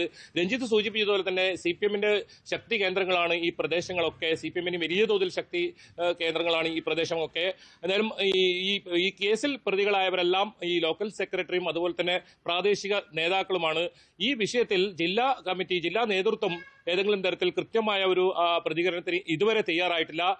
ഏതായാലും ജില്ലാ നേതൃത്വത്തെ സംബന്ധിച്ചിടത്തോളം അവർ ഒരു പ്രതിക്കൂട്ടിലായി എന്ന് വേണം പറയാൻ. കാരണം ആഭ്യന്തര വകുപ്പിന് അത്രത്തോളം നാണക്കേടുണ്ടാക്കുന്ന സംഭവങ്ങളാണ് നടന്നതും നടന്നുകൊണ്ടിരിക്കുന്നു എന്ന് പറയേണ്ടി വരും. ഇനി ഏതായാലും പോലീസിന് ഇതിന് എത്രയും പെട്ടെന്ന് ഈ മുഴുവൻ പ്രതികളെയും, അതായത് രണ്ടാമത്തെ സംഭവം, ഇന്നലെ നടന്ന സംഭവത്തിൽ 55 പേർക്കെതിരെയാണ് കേസെടുത്തിരിക്കുന്നത്. ആദ്യ സംഭവത്തിൽ 27 പേർക്കെതിരെ കേസെടുത്തിട്ടുണ്ട്. ഇതിലാകെ 2 പ്രതികളെ മാത്രമാണ് ഇപ്പോൾ പിടികൂടാൻ സാധിച്ചത്. ഇന്നലെ നടന്ന സംഭവവുമായി ബന്ധപ്പെട്ടാണ്. എത്രയും പെട്ടെന്ന് ഈ പ്രതികളെ പിടികൂടുക എന്ന് തന്നെയാണ് പോലീസിന് മുന്നിലുള്ള വഴി. അതല്ലെങ്കിൽ വലിയ തോതിലുള്ള ഒരു പ്രതിഷേധം, ഒരു പക്ഷേ BJP ഉൾപ്പെടെയുള്ള പാർട്ടികൾ വലിയ പ്രതിഷേധവുമായി രംഗത്ത് വരാൻ സാധ്യതയുണ്ട്. ഈ ക്ഷേത്ര ഉത്സവം തുടരുകയാണ്. ആ ക്ഷേത്രത്തിന്റെ പരിസരത്തും ഈ ഉത്സവത്തിൽ പങ്കെടുക്കാനുമായി CPM പ്രവർത്തകരായ ഈ പ്രതികളായവർ ഉൾപ്പെടെ ഇവിടെ എത്തുന്നുണ്ട്. ഏതായാലും അവിടെ നിന്നും പോലീസിന് ഏതെങ്കിലും തരത്തിൽ ഈ പ്രതികളെ പിടികൂടാൻ കഴിയില്ല എന്ന് തന്നെയാണ് പോലീസ് വ്യക്തമാക്കുന്നത്. പോലീസ് നിസ്സഹായാവസ്ഥ കഴിഞ്ഞ ദിവസങ്ങളിൽ 2 സംഭവങ്ങളിൽ നമ്മൾ കണ്ടതാണ്. പോലീസിന് പിന്തിരിഞ്ഞ് അവിടെ നിന്നും ഓടേണ്ട, അതായത് രക്ഷപ്പെടേണ്ട ഒരു സാഹചര്യം ഉണ്ടായി എന്ന് വേണം ഇന്നത്തെ സംഭവത്തിനെ നമുക്ക് വിലയിരുത്താൻ. അത്തരത്തിൽ പോലീസ് ഇയാളെ, ഈ പ്രതിയെ പോലീസ് ജീപ്പിൽ നിന്നും മോചിപ്പിച്ചതിന് ശേഷം ഇവർ ഇവിടെ നിന്നും മടങ്ങേണ്ട ഒരു സാഹചര്യമാണ് പോലീസിനുണ്ടായത്. എന്തായാലും പോലീസിനെ സംബന്ധിച്ചിടത്തോളം വലിയ നാണക്കേടുണ്ടായ ഒരു സംഭവമാണ്. അത്തരത്തിലുള്ള വലിയ വെല്ലുവിളി ഈ CPM പ്രവർത്തകരുടെ ഭാഗത്തുനിന്ന് ഉയർന്നു എന്ന് തന്നെയാണ് അതിൽ ഏറ്റവും പ്രധാനം.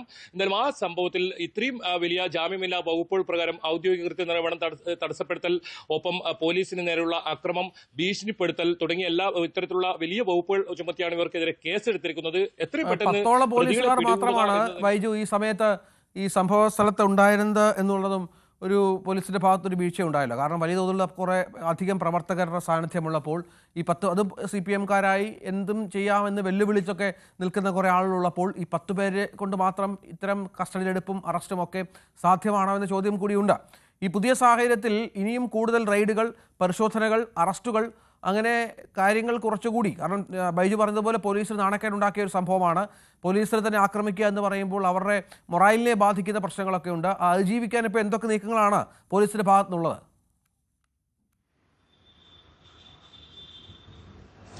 രഞ്ജിത്ത്, ജില്ലാ പോലീസ് മേധാവിയുമായി നമ്മൾ ഈ കാര്യം സംസാരിച്ചിരുന്നു. അവർ പറയുന്നത് ഈ കേസിലെ പ്രതികളെല്ലാം ഒളിവിലെന്നാണ്, അവർക്കായുള്ള തിരച്ചിൽ ആരംഭിച്ചിട്ടുണ്ടെന്നാണ് പോലീസ് പറയുന്നത്. അപ്പോഴും ഈ ഉത്സവത്തിന് അമ്പലത്തിന് പരിസരത്തുമായി ഈ പ്രതികളെല്ലാം എത്തുന്നുണ്ട്, അവിടെ തന്നെ ഉണ്ട് എന്നതാണ് ഈ BJP ഉൾപ്പെടെ ഇപ്പോൾ ആരോപണം ഉയർന്നിരിക്കുന്നത്. മുകളിൽ നിന്നുള്ള നിർദ്ദേശപ്രകാരമാണ് ഈ അറസ്റ്റുകൾ, അവരെ പ്രതികളെ പിടികൂടുന്നത് വൈകുന്ന എന്നൊരു ആരോപണമുണ്ട്. എന്തായാലും രഞ്ജിത്ത് സൂചിപ്പിച്ചതുപോലെ തന്നെ ഈ പോലീസിന്റെ ഭാഗത്തുനിന്ന് ഒരു വീഴ്ച സംഭവിച്ചിട്ടുണ്ട്. അത് നമ്മൾ ജില്ലാ പോലീസ് മേധാവിയോടും സംസാരിച്ചതാണ്. കാരണം ആദ്യ ദിവസം ഒരു സംഘർഷം ഉണ്ടാകുന്നു, അത് ആ ദൃശ്യങ്ങളിൽ തന്നെ വ്യക്തമാണ്. അത്രത്തോളം വലിയ തോതിലുള്ള പ്രകോപനം ഈ CPM പ്രവർത്തകരുടെ ഭാഗത്തു നിന്നും ഈ പോലീസിന് നേരെ ഉണ്ടായ ഒരു സംഭവം ഉണ്ടാകുന്നു. ആ കേസിലെ പ്രതി ഈ ദിബിനാണ് ഇതിൽ ഒന്നാം പ്രതി. ഈ പ്രതിയെ പിടികൂടാനാണ് വെറും 10 പേരടങ്ങുന്ന ഈ സംഘം, തലശ്ശേരി പോലീസ് സ്റ്റേഷനിലെ വനിതാ SI ഉൾപ്പെടെയുള്ള 10 പേരടങ്ങുന്ന സംഘം ഈ ഉത്സവ നഗരിയിലേക്ക് എത്തുന്നതും അവിടെ നിന്നും ഈ ദിബിനെ കസ്റ്റഡിയിലെടുത്ത് പോലീസ് ജീപ്പിലേക്ക് കയറ്റുന്നതും.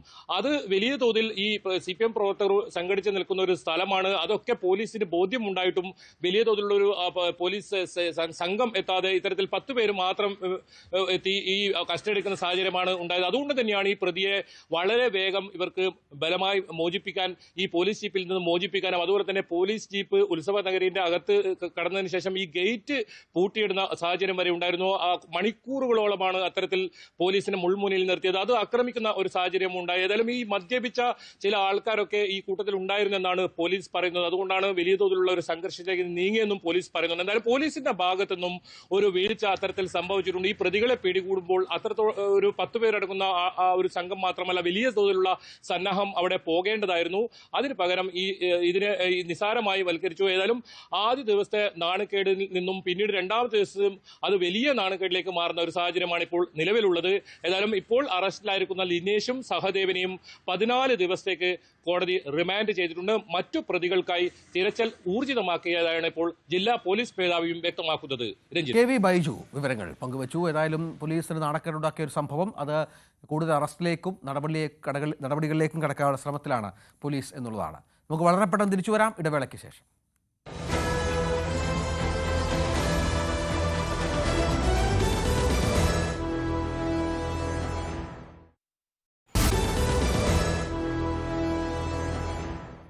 മറ്റൊരു വാർത്ത ചോദ്യപേപ്പർ ചോർച്ചയുമായി ബന്ധപ്പെട്ടാണ്. ചോദ്യപേപ്പർ ചോർച്ച കേസിൽ MS സൊല്യൂഷൻസ് CEO ഷുഹൈബിനെ ക്രൈംബ്രാഞ്ച് ചോദ്യം ചെയ്യുന്നു. കേസ് രജിസ്റ്റർ ചെയ്ത് 2 മാസത്തിന് ശേഷമാണ് ഷുഹൈബ് അന്വേഷണ സംഘത്തിന് മുൻപ് ഹാജരായത്. അന്വേഷണവുമായി സഹകരിക്കുമെന്ന് ഷുഹൈബ് പറഞ്ഞു.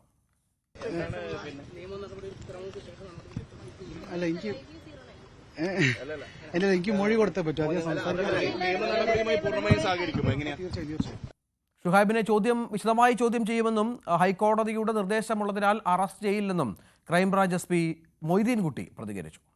നോക്കട്ടെ, ചോദ്യം ചെയ്യട്ടെ, മൊഴിയെടുക്കട്ടെ. ഇന്ന് വിശദമായൊരു ചോദ്യം ചെയ്യൽ തന്നെ ഉണ്ടാവും. അതെ, മൊഴിയെടുക്കും.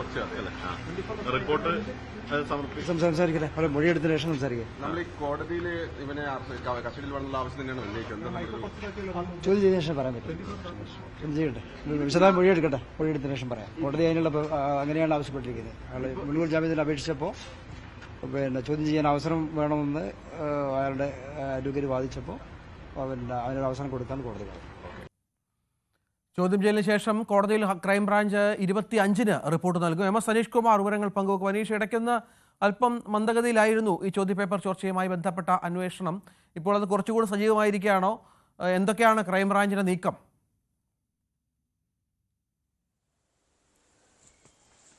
രഞ്ജിത്ത്, കഴിഞ്ഞ ക്രിസ്മസ് പരീക്ഷയുടെ ചോദ്യപേപ്പറുകളാണ് ചോർന്നത്. 10ാം ക്ലാസ്സിൻ്റെയും +1-ൻ്റെയും 2 ചോദ്യപേപ്പറുകൾ ചോരുകയും ചെയ്തു. അതായത് ഈ പുതുക്കിയ പാറ്റേൺ അനുസരിച്ചുള്ള അതേ ചോദ്യങ്ങൾ, പരീക്ഷയ്ക്ക് വന്ന ചോദ്യങ്ങളാണ് MS സൊല്യൂഷൻസ് എന്ന ഷുഹൈബിൻ്റെ യൂട്യൂബ് ചാനലിൽ പ്രത്യക്ഷപ്പെട്ടത്. ഇതിനെ തുടർന്ന് വലിയ പ്രതിഷേധം ഉയരുകയും പിന്നീട് സർക്കാർ അന്വേഷണം പ്രഖ്യാപിക്കുകയുമായിരുന്നു. ഇതേ തുടർന്ന് ക്രൈംബ്രാഞ്ച് കേസ് എടുത്ത് അന്വേഷണം ആരംഭിച്ചെങ്കിലും ഷുഹൈബ് ഒളിവിൽ പോകുന്ന സാഹചര്യമാണ് ആദ്യഘട്ടം ഉണ്ടായത്. അതിനുശേഷം പിന്നീട് മുൻകൂർ ജാമ്യ ഹർജിയുമായി കോടതികളെ സമീപിച്ചു. ആദ്യം സെഷൻസ് കോടതിയെ സമീപിച്ചെങ്കിലും വിശദമായ വാദം കേട്ട ശേഷം മുൻകൂർ ജാമ്യ ഹർജി തള്ളുകയായിരുന്നു. ഇതേ തുടർന്ന് ഹൈക്കോടതിയെ സമീപിച്ചുമെങ്കിലും കഴിഞ്ഞ ഏതാനും ആഴ്ചകളായി തന്നെ പലവട്ടം എടുക്കുകയും മാറ്റിവെക്കുകയും ചെയ്യുന്നു എന്ന രീതിയിലാണ് ഹൈക്കോടതിയിലെ കേസിന്റെ പുരോഗതി. ഏറ്റവും ഒടുവിൽ കോടതി ഈ ഷുഹൈബിന്റെ അറസ്റ്റ് തടഞ്ഞുകൊണ്ടുള്ള ഒരു ഉത്തരവിറക്കുന്നു. അതിനുശേഷം ചോദ്യം ചെയ്യലിന് ഹാജരാവണം, അതായത് തങ്ങൾ സ്വമേധയാ ചോദ്യം ചെയ്യലിൽ ഹാജരാവാം എന്ന് ഈ പ്രതിഭാഗം അഭിഭാഷകൻ പറയുകയും അതനുസരിച്ച് ക്രൈംബ്രാഞ്ചിന് മുന്നിൽ ചോദ്യം ചെയ്യലിനായി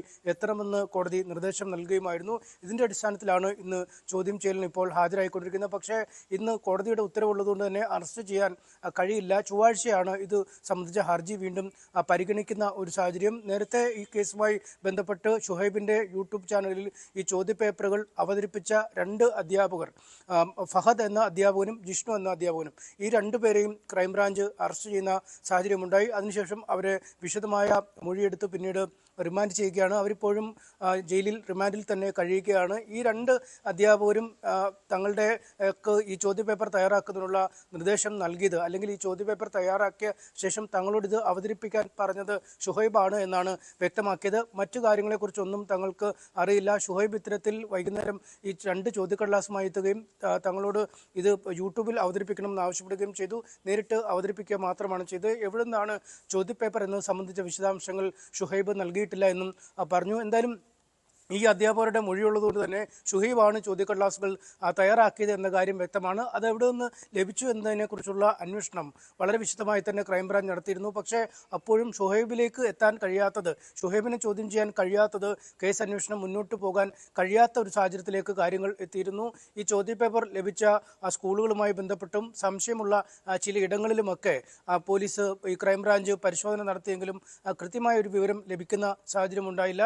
എന്തായാലും സർക്കാർ ഉദ്യോഗസ്ഥരുടെ പിന്തുണയോടെയാണ് ഒന്നുകിൽ ചോദ്യപേപ്പർ തയ്യാറാക്കിയെടുത്ത് അല്ലെങ്കിൽ ചോദ്യപേപ്പറുകൾ എത്തിച്ച ഇടങ്ങളിലേക്ക് അടക്കം ഏതെങ്കിലും സർക്കാർ അധ്യാപകരുടെ പിന്തുണയോടുകൂടിയാണ് ഈ ചോദ്യപേപ്പർ ലഭിച്ചത് എന്ന് ഉറപ്പാണ്. അത് എവിടെ നിന്നാണ് ലഭിച്ചത് എന്ന് കൃത്യമായൊരു വിശദീകരണം ഷുഹൈബ് നൽകേണ്ടതുണ്ട്. നേരത്തെ മാധ്യമങ്ങളൊക്കെ ചോദിച്ചപ്പോൾ ഷുഹൈബ് പറഞ്ഞത് 2 ഓൺലൈൻ സൈറ്റുകളുണ്ട് ഈ ചോദ്യപേപ്പർ ചർച്ചകൾ നടത്തുന്ന ഈ MS സൊല്യൂഷൻസിൻ്റെ പോലെ തന്നെയുള്ള പരീക്ഷാ ചർച്ച നടത്തുന്ന ചില യൂട്യൂബ് ചാനലുകളുണ്ട്. ആ ചാനലുകളിൽ നിന്നുള്ള ചോദ്യങ്ങൾ ഒരു ഏകോപിപ്പിച്ച് താൻ അവതരിപ്പിച്ചതാണ്, അല്ലാതെ തനിക്ക് എവിടെ നിന്നും ചോർന്ന് കിട്ടിയില്ല എന്ന ഒരു നിലപാടാണ് എടുത്തത്. എന്തായാലും അത്തരം വാദമുഖങ്ങളൊക്കെ തന്നെയാവും ഇന്നും ക്രൈംബ്രാഞ്ച് ചോദ്യം ചെയ്യലിന് മുമ്പാകെയും ഷുഹൈബ് പറയുക. പക്ഷേ അത് തെളിവുകൾ നിരത്തി എങ്ങനെ അത് തകർക്കാൻ പറ്റുന്നു അല്ലെങ്കിൽ അതിനപ്പുറത്തേക്ക് ക്രൈംബ്രാഞ്ചിന് എത്താൻ പറ്റുന്നുണ്ടോ എന്നാണ് അറിയേണ്ടത്. എന്നാലും ഇന്നത്തെ പ്രാഥമിക ചോദ്യം ചെയ്യലിന് ശേഷമുള്ള റിപ്പോർട്ട് കോടതിയിൽ സമർപ്പിക്കും. ഇതിനുശേഷം പ്രതിയുടെ അറസ്റ്റ് തടയരുത്, മുൻകൂർ ജാമ്യം നൽകരുത് എന്നീ കാര്യങ്ങളാവും കോടതിയിൽ പോലീസ് മുന്നോട്ട് വെക്കുക.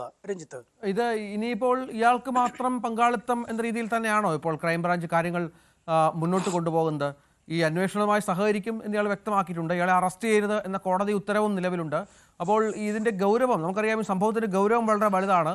ഇത്തരം കാര്യങ്ങൾ ആവർത്തിക്കാതിരിക്കാൻ ഇയാൾക്ക് ആ തരത്തിലുള്ള ശിക്ഷ വാങ്ങി നൽകേണ്ടി വരും. അപ്പോൾ അങ്ങനെ ഇനിയുള്ള ക്രൈംബ്രാഞ്ചിൻ്റെ നടപടികൾ, ഇനിയുള്ള തെളിവ് ശേഖരണം, കൂടുതൽ പങ്കാളിത്തവുമായി ബന്ധപ്പെട്ട കാര്യം, അത്തരം കാര്യങ്ങളിലൊക്കെ എന്തെങ്കിലും വ്യക്തതയുണ്ടോ അനീഷ്?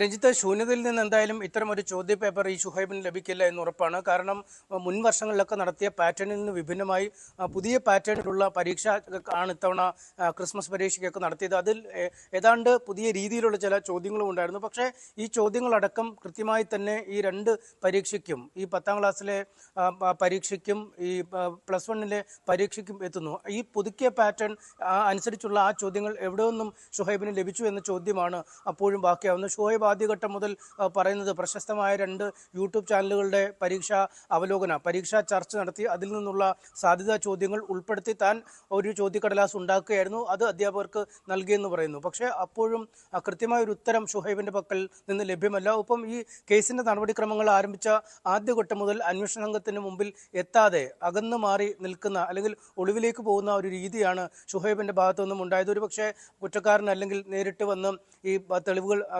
സഹിതം സമർപ്പിച്ച് ചോദ്യം ചെയ്യലിന് ഹാജരാകാൻ പറ്റുന്ന ഒരു സാഹചര്യമൊക്കെ ഉണ്ടായി. പക്ഷേ തെളിവുകൾ പരമാവധി നശിപ്പിക്കാനുള്ളൊരു സമയം ഇയാൾ പുറത്ത് ചെലവഴിച്ചു എന്ന ഒരു വാദം ക്രൈംബ്രാഞ്ച് മുന്നോട്ട് വെക്കുന്നുണ്ട്. ഈ ഷുഹൈബിനെ ചോദ്യം ചെയ്യുന്നതിനപ്പുറം ഡിജിറ്റൽ തെളിവുകൾ പരിശോധിക്കണം, ഇയാളുടെ മൊബൈൽ ഫോണുകൾ പരിശോധിക്കണം, ഈ പണ ഇടപാടുകൾ ഇയാൾ ആരൊക്കെയുമായി ബന്ധപ്പെട്ടിട്ടുണ്ട്, സർക്കാർ അധ്യാപകരുമായി നിരന്തരം ആശയവിനിമയം നടത്തുന്നുണ്ടോ തുടങ്ങിയ കാര്യങ്ങളൊക്കെ പരിശോധിക്കുന്നുണ്ട്. അതിന് ഇയാളുടെ മൊബൈൽ ഫോൺ ലഭ്യമാണ്. ഒരുപക്ഷെ നേരത്തെ ഉപയോഗിച്ച മൊബൈൽ ഫോൺ മാറ്റി അത് തിരിച്ചു കിട്ടാനാവാത്ത വിധം നഷ്ടപ്പെട്ടു എന്ന പോലുള്ള വാദമുഖങ്ങളൊക്കെ പറയുമോ എന്നും നമുക്കറിയാൻ കഴിയില്ല. എന്തായാലും ഇതടക്കമുള്ള വളരെ സങ്കീർണമായ നടപടിക്രമങ്ങളാണ് ക്രൈംബ്രാഞ്ചിന് മുന്നിൽ ഉള്ളത്. കേവലം 2 അധ്യാപകരെ ചോദ്യം ചെയ്യുന്നതിലൂടെ അല്ലെങ്കിൽ അവരെ റിമാൻഡ് ചെയ്യുന്നതിലൂടെ മാത്രം ഈ രഹസ്യങ്ങൾ പുറത്തു വരുന്നില്ല. ഈ പുറത്തുള്ള അധ്യാപകരുമായി അല്ലെങ്കിൽ ഈ ചോദ്യപേപ്പർ റാക്കറ്റുമായി ബന്ധപ്പെട്ട് നിൽക്കുന്ന ഒരു പ്രധാന ആൾ ഷുഹൈബാണ്. അതുകൊണ്ട് ഷുഹൈബിനെ കൂടുതൽ സമയം അല്ലെങ്കിൽ കസ്റ്റഡിയിലെടുത്ത് ചോദ്യം ചെയ്താലേ കൃത്യമായ ഒരു വിവരങ്ങൾ പുറത്തു വരൂ എന്നാണ് ആദ്യഘട്ടം മുതൽ ക്രൈംബ്രാഞ്ച് പറയുന്നത്. എന്തായാലും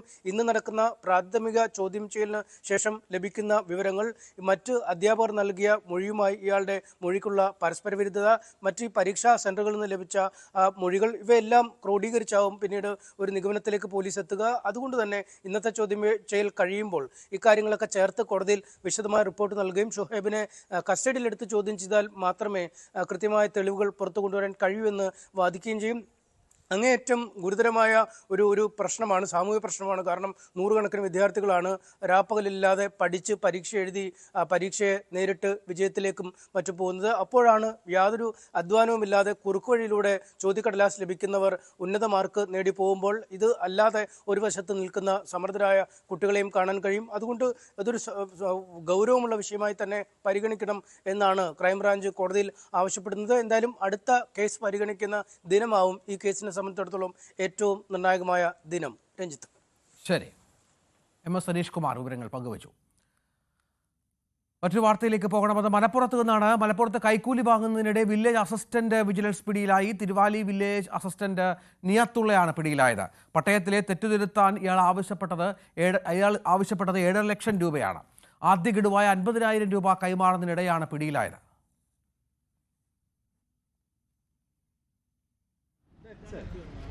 ഇതിന് ഇങ്ങോട്ട് മാറ്റി നിർത്തിയത്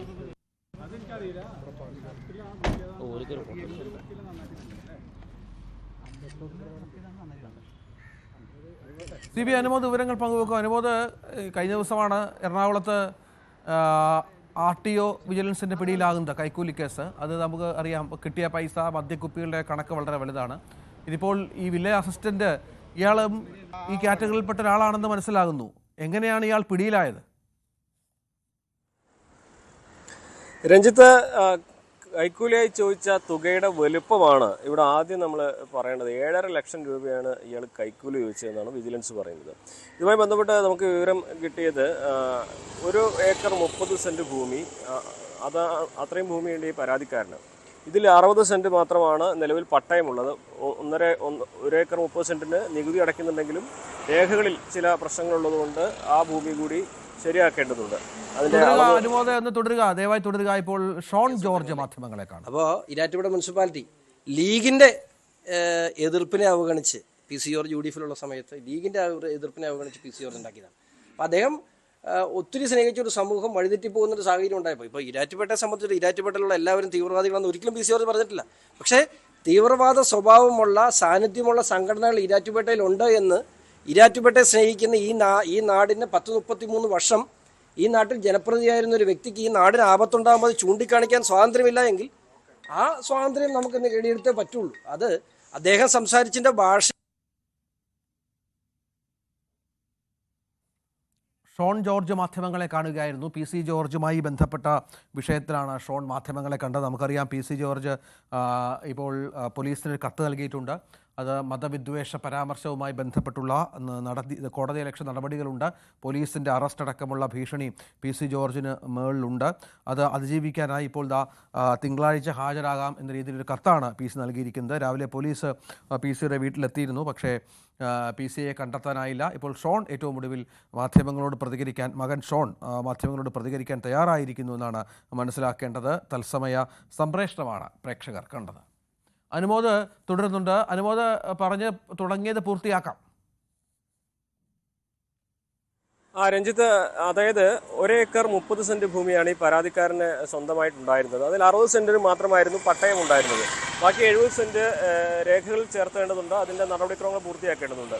അപ്പോൾ ഇത് പൂർത്തീകരിക്കണമെങ്കിൽ പട്ടയത്തിൽ ഇത് ചേർക്കണം. ഇതിൻ്റെ പട്ടയം ലഭ്യമാക്കണമെങ്കിൽ 7.5 ലക്ഷം രൂപ കൈക്കൂലിയായി നൽകണമെന്ന് വില്ലേജ് അസിസ്റ്റന്റ് ഈ പരാതിക്കാരനോട് ആവശ്യപ്പെടുകയായിരുന്നു. തുടർന്ന് ഇവർ വിജിലൻസിനെ ഈ വിവരം അറിയിക്കുകയും അങ്ങനെ വിജിലൻസിൻ്റെ നിർദ്ദേശപ്രകാരം കൈക്കൂലി നൽകാം എന്ന് ഇവരെ അറിയിക്കുകയും ചെയ്തു. 2 ലക്ഷം രൂപയാണ് ആദ്യ ഗഡുവായി ആവശ്യപ്പെട്ടത്. അതിൽ 50,000 രൂപ നൽകുമ്പോഴാണ് ഇന്ന് സ്കൂളിന് മുമ്പിൽ, കാരക്കുന്ന് സ്കൂളിന് മുമ്പിൽ വെച്ച് ഇയാളെ വിജിലൻസ് സംഘം കയ്യോടെ പിടികൂടിയത്.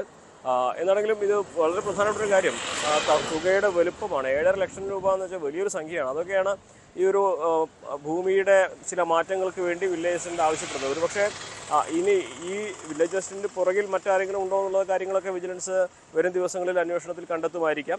എന്നാണെങ്കിലും മലപ്പുറത്തിൻ്റെ ഒരു പ്രധാനപ്പെട്ട കാര്യം, ഈ ഒരു മാസത്തിനുള്ളിൽ 3 പേരാണ്, 3 റവന്യൂ വകുപ്പ് ഉദ്യോഗസ്ഥരാണ് സമാനമായ രീതിയിൽ ഈ കൈക്കൂലി കേസുകളിൽ പിടിയിലായിട്ടുള്ളത് എന്നുള്ളത് കൂടി നമ്മൾ ഈ ഘട്ടത്തിൽ പറയേണ്ടതുണ്ട്. കാവന്നൂർ പഞ്ചായത്ത് സെക്രട്ടറിയും അതുപോലെ തിരൂർ ലാൻഡ് ട്രൈബ്യൂണൽ ഓഫീസറും കൈക്കൂലി കേസിൽ ഈ അടുത്ത ദിവസങ്ങളിലാണ് പിടിയിലായിട്ടുള്ളത്. എന്നാലും വിജിലൻസിൻ്റെ ആ നിരീക്ഷണവും വിജിലൻസിൻ്റെ പ്രവർത്തനവുമൊക്കെ മലപ്പുറത്ത് കൂടുതൽ ശക്തമാവുന്നുണ്ട് എന്നുള്ളതാണ് ഈ കഴിഞ്ഞ ദിവസങ്ങളിലെ തുടർച്ചയായിട്ടുള്ള ഈ അറസ്റ്റുകളൊക്കെ സൂചിപ്പിക്കുന്നത്.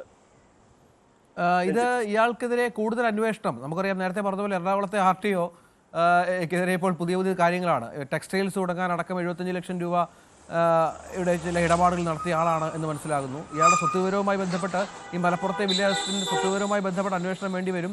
പല സർക്കാർ ഓഫീസുകളിലും വലിയ വലിയ ഉദ്യോഗസ്ഥരെക്കാൾ കാര്യങ്ങൾ നടത്തിക്കൊടുക്കാനും പണം വാങ്ങാനും കൈക്കൂലി വീതിച്ചു നൽകാനും ഒക്കെ മുൻകൈ എടുക്കുന്നത് ഇത്തരം വില്ലേജ് അസിസ്റ്റന്റുമാരെ പോലെയുള്ള ആളുകളാണ്. അങ്ങനെ സമഗ്രമായ ഒരു അന്വേഷണം ഈ ഓഫീസുമായി ബന്ധപ്പെട്ടും വേണ്ടി വരും.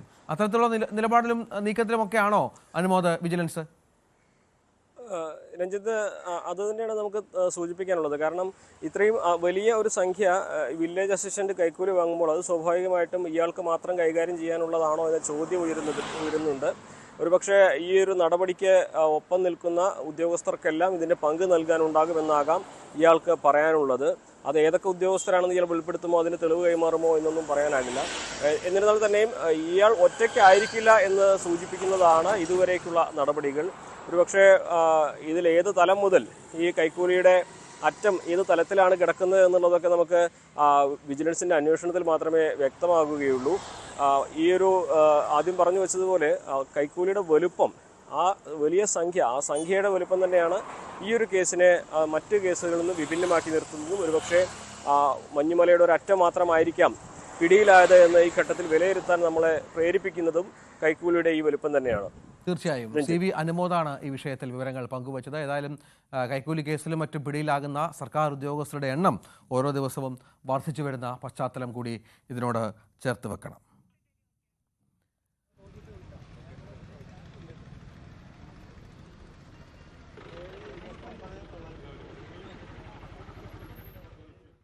തിരുവനന്തപുരം വെങ്ങാനൂരിലേക്ക് പോകണം. അവിടെ 14-കാരനെ മരിച്ച നിലയിൽ കണ്ടെത്തിയ ഒരു സംഭവം ഉണ്ടായിട്ടുണ്ട്. 9ാം ക്ലാസ് വിദ്യാർത്ഥി അലോക് നാഥനാണ് മരിച്ചത്. കഴുത്തിൽ മുറിവുണ്ട്, ശരീരം നീലിച്ച നിലയിലായിരുന്നു. കുട്ടി സ്ഥിരമായി ഗെയിം കളിച്ചിരുന്നു. എന്നാൽ വീട്ടിൽ മറ്റ് പ്രശ്നങ്ങൾ ഉണ്ടായിരുന്നില്ലെന്നും വിശദമായ പരിശോധനയ്ക്ക് ശേഷമേ മരണകാരണം വ്യക്തമാകൂ എന്നും പോലീസ് പറയുന്നുണ്ട്. അരുൺ മോഹൻ വിവരങ്ങൾ പങ്കുവെക്കുന്നുണ്ട്. അരുണ്, ഈ നീല നിറം ശരീരത്തിൽ ഉണ്ടായിരുന്നു എന്നുള്ളതാണ് ഒരു പ്രധാനപ്പെട്ട കാര്യം. അത് അന്വേഷിക്കേണ്ടതുണ്ട്. ഇപ്പോൾ പ്രാഥമികമായി ലഭിക്കുന്ന വിവരം എന്താണ് അരുൺ? രഞ്ജിത്ത്, ഇനിയും വിവരം പുറത്തു വരാനുണ്ട്. ഇപ്പോൾ നമുക്ക് മനസ്സിലാക്കാൻ കഴിയുന്നത് കുട്ടിയുടെ മൃതദേഹം ഇപ്പോൾ പോസ്റ്റ്മോർട്ടത്തിന് വിധേയമായിക്കൊണ്ടിരിക്കുകയാണെന്നാണ് നമുക്ക് മനസ്സിലാക്കാൻ കഴിയുന്നത്. ഇന്ന് രാവിലെയായിരുന്നു വെങ്ങാനൂർ ചാവടി നട സ്വദേശിയായ ഈ പറയുന്ന കൈലാസത്തിൽ ശബരി അനീഷ ദമ്പതികളുടെ മകൻ അലോകനാഥ് എന്ന 14-കാരനെ വീട്ടിന്റെ 2ാമത്തെ നിലയിലെ മുറിയിൽ മരിച്ച നിലയിൽ കണ്ടെത്തിയത്.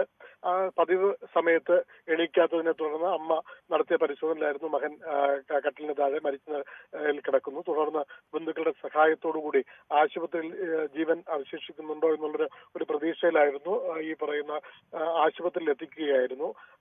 വെള്ളയാണിക്കടുത്തുള്ള ആശുപത്രിയിലാണ് എത്തിച്ചെങ്കിലും മരണം സ്ഥിരീകരിക്കുകയാണ് ഉണ്ടായത്. തുടർന്ന് പോലീസ് നടപടി ക്രമങ്ങളുമായി മുന്നോട്ട് വരികയായിരുന്നു. പോലീസ് കേസെടുത്തു, അന്വേഷണം ആരംഭിച്ചു. തുടർന്ന് RDOയുടെ സാന്നിധ്യത്തിൽ ഇൻക്വസ്റ്റ് നടപടി പൂർത്തിയാക്കിയ ശേഷം മൃതദേഹം തിരുവനന്തപുരം മെഡിക്കൽ കോളേജ് പോസ്റ്റ്മോർട്ടത്തിലേക്ക് കൊണ്ടുപോയി ഇപ്പോൾ നടപടിക്രമങ്ങൾ നടന്നുകൊണ്ടിരിക്കുകയാണ് എന്നാണ് മനസ്സിലാക്കാൻ കഴിയുന്നത്. പോലീസ് പറയുന്നത് എന്തായാലും പ്രാഥമികമായി ഇതൊരു മരണം എന്താണെന്ന് സ്ഥിരീകരിക്കണമെങ്കിൽ പോസ്റ്റ്മോർട്ടത്തിന്റെ റിപ്പോർട്ട് വരണം എന്നുള്ളതാണ്. കഴുത്തിൽ പാടുണ്ടായിരുന്നു. അതൊരു പക്ഷേ ആത്മഹത്യയിലേക്ക് വഴിതെളിക്കാം. പക്ഷേ എന്നിരുന്നാലും സ്ഥിരീകരിക്കണമെങ്കിൽ പോസ്റ്റ്മോർട്ടം റിപ്പോർട്ട് വരണം. ഒപ്പം നേരത്തെ പറഞ്ഞതുപോലെ ശരീരത്തിൽ നീല നിറം കണ്ടിരുന്നു. അത് അവിടെ ഈ വൈദ്യുതാഘാതം ഏൽക്കാനുള്ള സാധ്യത ഉണ്ടോ എന്നുള്ളത് പരിശോധിക്കണം. ഈ കുട്ടി പതിവായി ഗെയിം കളിക്കുന്ന ഒരു കുട്ടിയായിരുന്നു എന്ന് ബന്ധുക്കളും പറയുന്നുണ്ട്. മറ്റു പ്രശ്നങ്ങളോ മറ്റു ബുദ്ധിമുട്ടുകളോ ഇല്ല. അച്ഛൻ വിദേശത്താണ്, നല്ല സന്തുഷ്ട കുടുംബമാണ്, മറ്റു പ്രശ്നങ്ങളൊന്നും ഇല്ല എന്നുള്ളതാണ് നമുക്ക് പ്രാഥമികമായി മനസ്സിലാക്കാൻ കഴിയുന്നത്. എന്തായാലും വരും മണിക്കൂറിനുള്ളിൽ നമുക്ക് പോസ്റ്റ്മോർട്ടം റിപ്പോർട്ട് കിട്ടും. അതിനുശേഷം പോലീസിന്റെ ഒരു സ്ഥിരീകരണത്തിലേക്ക് എത്താൻ കഴിയുമെന്നാണ് നമുക്ക് മനസ്സിലാക്കാൻ കഴിയുന്നത്. രഞ്ജിത്ത്, അരുൺ മോഹനാണ് വിവരങ്ങൾ പങ്കുവച്ചത്. ഏതായാലും നമുക്ക് സ്പോട്ട് ലൈവ് പൂർണ്ണമാകാനുള്ള സമയമായി. ഇനി അശ്വതി പിള്ള ചേരും പുതിയ വാർത്താ ബുള്ളറ്റിനുമായി. ന്യൂസ് 3. നമസ്കാരം.